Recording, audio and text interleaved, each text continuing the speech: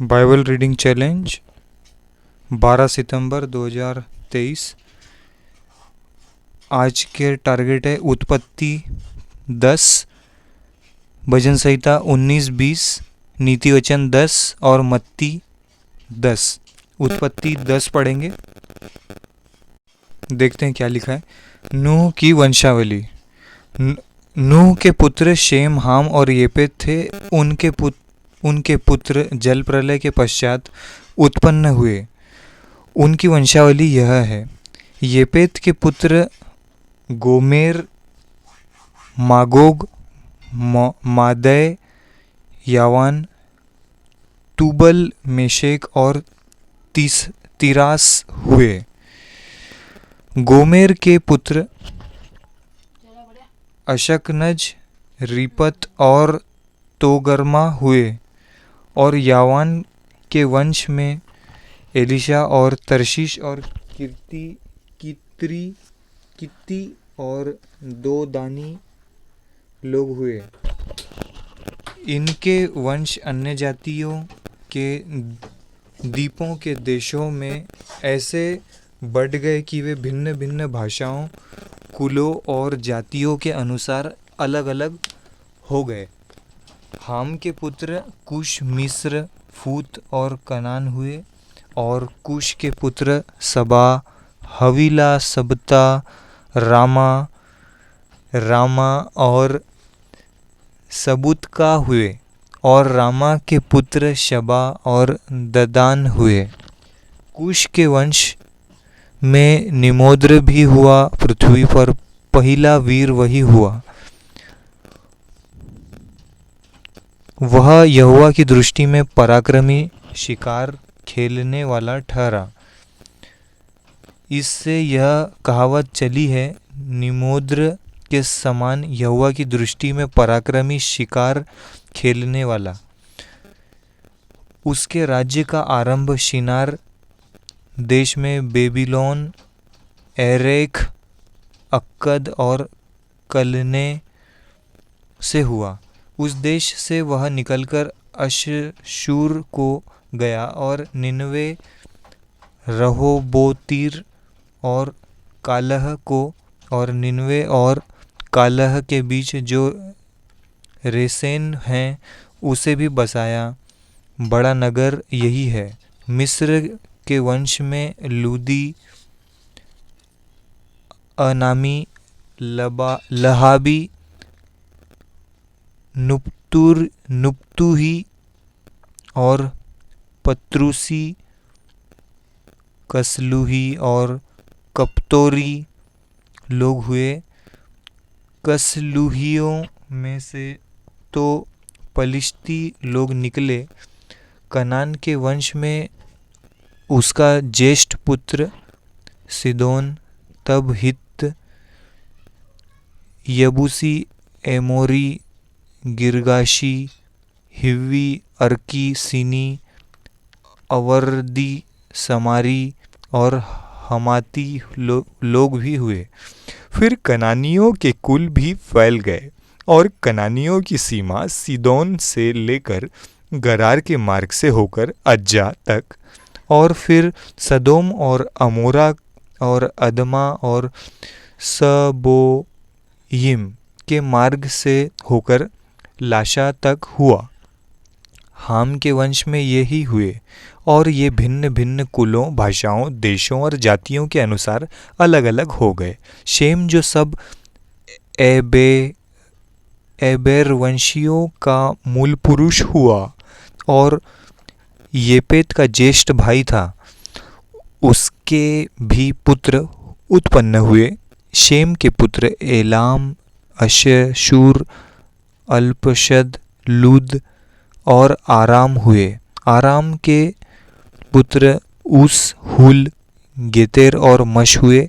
और अर्पशद ने शेलह को और शेलह ने एबेर को जन्म दिया। और एबेर के 2 पुत्र उत्पन्न हुए। एक का नाम पेलेग इस कारण रखा गया कि उसके दिनों में पृथ्वी बढ़ गई।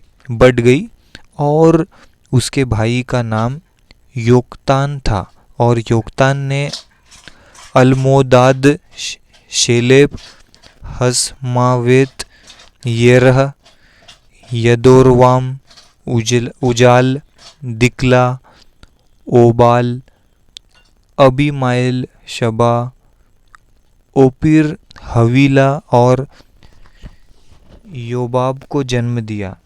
ये ही सब योक्तान के पुत्र हुए। इनके रहने का स्थान मेशा से लेकर सपारा, जो पूर्व में एक पहाड़ है, उसके मार्ग तक हुआ।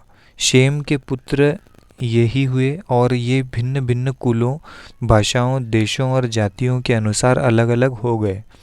नूह के पुत्रों के घराने यही हैं और उनकी जातियों के अनुसार उनकी वंशावलियां यही हैं। और जल प्रलय के पश्चात पृथ्वी भर की जातियां इन्हीं में से होकर बंट गई। Genesis 10 completed. Now it's turn to read interesting chapters. भजन संहिता 19 और 20। 19 में यूं लिखा है, सृष्टि में परमेश्वर की महिमा। प्रधान बजाने वाले के लिए दाऊद का भजन। आकाश परमेश्वर की महिमा का वर्णन कर रहा है और आकाश मंडल उसकी हस्तकला को प्रकट कर रहा है। दिन से दिन बातें करता है और रात को रात ज्ञान सिखाती है। न तो कोई बोली है और न कोई भाषा जहाँ उनका शब्द सुनाई नहीं देता। उनका स्वर सारी पृथ्वी पर गूंज गया है और उनके वचन जगत की छोर तक पहुँच गए हैं। उनमें उसने सूर्य के लिए एक मंडप खड़ा किया है, जो दूल्हे के समान अपने महल से निकलता है। वह शूरवीर के समान अपनी दौड़ दौड़ने में हर्षित होता है। वह आकाश के एक सिरे से निकलता है और वह उसके दूसरे सिरे तक चक्कर मारता है और उसकी गर्मी सबको पहुंचती है। परमेश्वर की व्यवस्था। यहोवा की व्यवस्था खरी है, वह प्राण को बहाल कर देती है। यहोवा के नियम विश्वास योग्य हैं, साधारण लोगों को बुद्धिमान बना देते हैं। साधारण लोगों को बुद्धिमान बना देते हैं। यहोवा के उपदेश सिद्ध हैं, हृदय को आनंदित कर देते हैं। यहोवा की आज्ञा निर्मल है, वह आँखों में ज्योति ले आती है। यहोवा का भय पवित्र है, वह अनंत काल तक स्थिर रहता है। यहोवा के नियम सत्य और पूरी रीति से धर्ममय हैं। वे तो सोने से और बहुत कुंदन से भी बढ़कर मनोहर हैं। वे मधु से और टपकने वाले छत्ते से भी बढ़कर मधुर हैं। उन्हीं से तेरा दास चिताया जाता है, उनके पालन करने से बड़ा ही प्रतिफल मिलता है। अपनी भूल चूक को कौन समझ सकता है? मेरे गुप्त पापों से तू मुझे पवित्र कर। तू अपने दास को ढाई के पापों से भी बचाए रख। वे मुझ पर प्रभुता करने न पाएं, तब मैं सिद्ध हो जाऊंगा और बड़े अपराधों से बचा रहूंगा। मेरे मुंह के वचन और मेरे हृदय का ध्यान तेरे सम्मुख ग्रहण योग्य हो। हे यहोवा परमेश्वर, मेरी चट्टान और मेरा उद्धार करने वाले। 19 कंप्लीटेड। 20 स्टार्ट। विजय के लिए प्रार्थना। संकट के दिन यहोवा तेरी सुन ले। याकूब के परमेश्वर का नाम तुझे ऊंचे स्थान पर नियुक्त करे। वह पवित्र स्थान से तेरी सहायता करे और सियोन से तुझे संभाल ले। वह तेरे सब अन्य बलियों को स्मरण करे और तेरे होम बलि को ग्रहण करे। वह तेरे मन की इच्छा पूरी करे और तेरी सारी युक्ति को सफल करे। तब हम तेरे उद्धार के कारण ऊंचे स्वर से हर्षित होकर गाएंगे और अपने परमेश्वर के नाम के झंडे खड़े करेंगे। यहोवा तुझे मुंह मांगा वरदान दे। और मैं जान गया कि यहोवा अपने अभिषिक्त का उद्धार करता है। वह अपने दाहिने हाथ के उद्धार करने वाले पराक्रम से अपने पवित्र स्वर्ग पर से सुनकर उसे उत्तर देगा। किसी को रथों का और किसी को घोड़ों का भरोसा है, परंतु हम तो अपने परमेश्वर यहोवा ही का नाम लेंगे। वे तो झुक गए और गिर पड़े, परंतु हम उठे और सीधे खड़े हैं। हे यहोवा, बचा ले। जिस दिन हम पुकारे तो महाराजा हमें उत्तर दे। बहुत ही अच्छा भजन। नीतिवचन 10, सुलेमान के नीतिवचन। सुलेमान के नीतिवचन, बुद्धिमान पुत्र से पिता आनंदित होता है, परंतु मूर्ख पुत्र के कारण माता उदास रहती है। दुष्टों के रखे हुए धन से लाभ नहीं होता, परंतु धर्म के कारण मृत्यु से बचाव होता है। धर्म के कारण मृत्यु से बचाव होता है। धर्मी को यहोवा भूखों मरने नहीं देता, परंतु दुष्टों की अभिलाषा वह पूरी होने नहीं देता। जो काम में ढिलाई करता है वह निर्धन हो जाता है, परंतु कामकाजी लोग अपने हाथों के द्वारा धनी होते हैं। जो बेटा धूपकाल में बटोरता है वह बुद्धि से काम करने वाला है, परंतु जो बेटा कटनी के समय भारी नींद में पड़ा रहता है वह लज्जा का कारण होता है। धर्मी पर बहुत से आशीर्वाद होते हैं, परंतु उपद्रव दुष्टों का मुंह छा लेता है। धर्मी को स्मरण करके लोग आशीर्वाद देते हैं, परंतु दुष्टों का नाम मिट जाता है। जो बुद्धिमान है वह आज्ञाओं को स्वीकार करता है, परंतु जो बकवादी और मूढ़ है वह पछाड़ खाता है। जो खराई से चलता है वह निडर चलता है, परंतु जो टेढ़ी चाल चलता है उसकी चाल प्रगट हो जाती है। जो नयन से शयन करता है उससे औरों को दुख मिलता है, और जो बकवादी और मूढ़ है वह पछाड़ खाता है। धर्मी का मुंह तो जीवन का सोता है, परंतु उपद्रव दुष्टों का मुंह छा लेता है।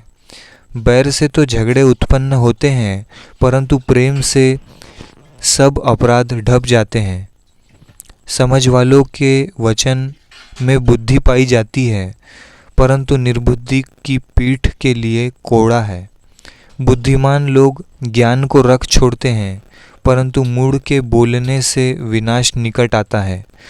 धनी का धन उसका दृढ़ नगर है, परंतु कंगाल के निर्धनता उसके विनाश का कारण है। धर्मी का परिश्रम जीवन के लिए होता है, परंतु दुष्ट के लाभ से पाप होता है। जो शिक्षा पर चलता वह जीवन के मार्ग पर है, परंतु जो डांट से मुंह मोड़ता वह भटकता है। जो बैर को छिपा रखता है वह झूठ बोलता है, और जो झूठी निंदा फैलाता है वह मूर्ख है। जहाँ बहुत बातें होती हैं वहाँ अपराध भी होता है, परंतु जो अपने मुंह को बंद रखता है वह बुद्धि से काम करता है। धर्मी के वचन तो उत्तम चांदी है, परंतु दुष्टों का मन बहुत हल्का होता है। धर्मी के वचनों से बहुतों का पालन पोषण होता है, परंतु मूढ़ लोग निर्बुद्धि होने के कारण मर जाते हैं। धन यहोवा की आशीष ही से मिलता है, और वह उसके साथ दुख नहीं मिलता। मूर्ख को तो महापाप करना हंसी की बात जान पड़ती है, परंतु समझ वाले पुरुष में बुद्धि रहती है। दुष्ट जन जिस विपत्ति से डरता है वह उस पर आ पड़ती है, परंतु धर्मियों की लालसा पूरी होती है।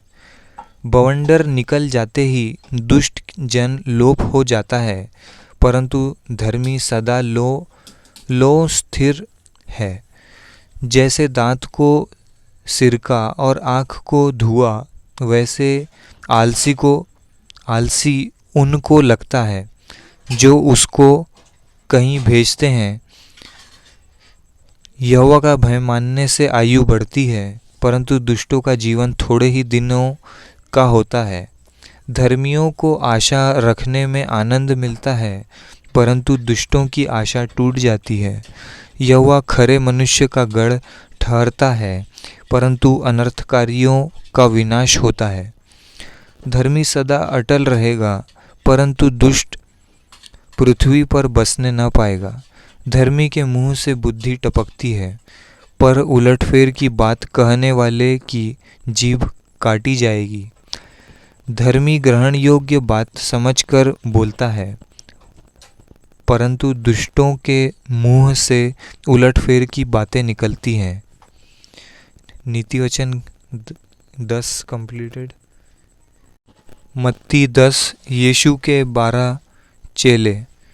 फिर उसने अपने 12 चेलों को पास बुलाकर उन्हें अशुद्ध आत्माओं पर अधिकार दिया कि उन्हें निकाले और सब प्रकार की बीमारियों और सब प्रकार की दुर्बलताओं को दूर करे। इन 12 प्रेरितों के नाम ये हैं। पहला शमौन, जो पतरस कहलाता है, और उसका भाई अंद्रियास, जब्दी का पुत्र याकूब, और उसका भाई यूहन्ना, फिलिपुस और बरतुमै, थोमा और महसूल लेने वाला मत्ती, हलफई का पुत्र याकूब और तिद्दै, शमौन कनानी और यहूदा इस्करियोती, जिसने उसे पकड़वा भी दिया। 12 प्रेरितों का सेवा कार्य। इन 12 को यीशु ने यह आज्ञा देकर भेजा, अन्य जातियों की ओर न जाना और समारिया के किसी नगर में प्रवेश न करना, परंतु इज़राइल के घराने ही की खोई हुई भेड़ों के पास जाना और चलते चलते यह प्रचार करो, स्वर्ग का राज्य निकट आ गया है। बीमारों को चंगा करो, मरे हुओं को जिलाओ, कोढ़ियों को शुद्ध करो, दुष्ट आत्माओं को निकालो। तुमने सेंतमेंत पाया है, सेंतमेंत दो। अपने पटुकों में न तो सोना और न रूपा और न तांबा रखना। मार्ग के लिए न झोली रखो, न 2 कुर्ते, न जूते और न लाठी लो, क्योंकि मजदूर को उसका भोजन मिलना चाहिए। जिस किसी नगर या गांव में जाओ तो पता लगाओ कि वहाँ कौन योग्य है, और जब तक वहाँ से न निकलो उसी के यहाँ रहो। घर में प्रवेश करते हुए उनको आशीष देना। यदि उस घर के लोग योग्य होंगे तो तुम्हारा कल्याण उन पर पहुँचेगा, परंतु यदि वे योग्य न हो तो तुम्हारा कल्याण तुम्हारे पास लौट आएगा। जो कोई तुम्हें ग्रहण न करे और तुम्हारी बातें न सुने, उस घर या उस नगर के निकलते हुए अपने पाँवों को धूल झाड़ डालो। मैं तुमसे सच कहता हूँ कि न्याय के दिन उस नगर की दशा सदोम और अमोरा के देश की दशा अधिक सहने योग्य होगी। आने वाला संकट। देखो, मैं तुम्हें भेड़ों के समान भेड़ियों के बीच में भेजता हूँ, इसलिए सांपों के समान बुद्धिमान और कबूतरों के समान भोले बनो। परंतु लोगों से सावधान रहो, क्योंकि वे तुम्हें महासभाओं में सौंपेंगे और अपनी पंचायतों में तुम्हें कोड़े मारेंगे। तुम मेरे लिए हाकिमों और राजाओं के सामने उन पर और अन्य जातियों पर गवाह होने के लिए पहुँचाए जाओगे। तब वे तुम्हें पकड़वाएंगे, तो यह चिंता न करना कि हम किस रीति से या क्या कहेंगे, क्योंकि जो कुछ तुमको कहना होगा वह उसी घड़ी तुम्हें बता दिया जाएगा। क्योंकि बोलने वाले तुम नहीं हो, परंतु तुम्हारे पिता का आत्मा तुम में बोलता है। भाई भाई को और पिता पुत्र को घात के लिए सौंपेंगे, और बच्चे माता पिता के विरोध में उठकर उन्हें मरवा डालेंगे। मेरे नाम के कारण सब लोग तुमसे बैर करेंगे, पर जो अंत तक धीरज धरे रहेगा उसी का उद्धार होगा। जब वे तुम्हें एक नगर में सताएं तो दूसरे को भाग जाना। मैं तुमसे सच कहता हूँ, तुम इज़राइल के सब नगरों में न फिर चुकोगे कि मनुष्य का पुत्र आ जाएगा। चेलो अपने गुरु से बड़ा नहीं होता, चेला अपने गुरु से बड़ा नहीं होता और न दास अपने स्वामी से। चेले का गुरु के और दास का स्वामी के बराबर होना ही बहुत है। जब उन्होंने घर के स्वामी को शैतान कहा तो उसके घरवालों को क्या कुछ न कहेंगे। किससे डरें? इसलिए मनुष्य से मत डरना, क्योंकि कुछ ढका नहीं जो खोला न जाएगा, और न कुछ छिपा है जो जाना न जाएगा। जो मैं तुमसे अंधियारे में कहता हूँ उसे तुम उजियालों में कहो, और जो कान सुनते हो उसे छतों पर से प्रचार करो। जो शरीर को घात करते हैं पर आत्मा को घात नहीं कर सकते, उनसे मत डरना। क्या पैसे में 2 गौरैये नहीं बिकते? तो भी तुम्हारे पिता की इच्छा के बिना उनमें से एक भी भूमि पर नहीं गिर सकती। तुम्हारे सिर के बाल भी सब गिने हुए हैं, इसलिए डरो नहीं, तुम बहुत गौरैयों से बढ़कर हो। वाह! यीशु का स्वीकार या अस्वीकार करना। जो कोई मनुष्य के सामने मुझे मान लेगा, उसे मैं भी अपने स्वर्गीय पिता के सामने मान लूँगा। पर जो कोई मनुष्यों के सामने मेरा इनकार करेगा, उससे मैं भी अपने स्वर्गीय पिता के सामने इनकार करूँगा। यीशु के आगमन का परिणाम। यह न समझो कि मैं पृथ्वी पर मिलाप कराने आया हूँ। मैं मिलाप कराने नहीं, पर तलवार चलाने आया हूँ। मैं तो आया हूँ कि मनुष्य को उसके पिता से, और बेटी को उसकी माँ से, और बहू को उसकी सास से अलग कर दूँ। मनुष्य के बैरी उसके घर ही के लोग होंगे। जो माता या पिता को मुझसे अधिक प्रिय जानता है, वह मेरे योग्य नहीं, और जो बेटा या बेटी को मुझसे अधिक प्रिय जानता है, वह मेरे योग्य नहीं। और जो अपना क्रूस लेकर मेरे पीछे न चले, वह मेरे योग्य नहीं।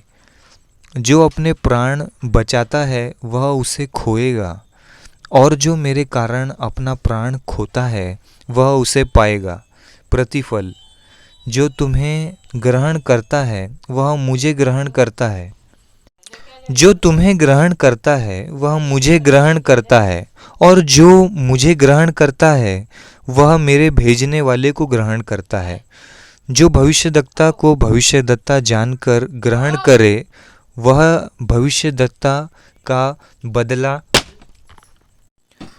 जो धर्मी को धर्मी जानकर ग्रहण करे, जो धर्मी को धर्मी जानकर ग्रहण करे, वह धर्मी का बदला पाएगा।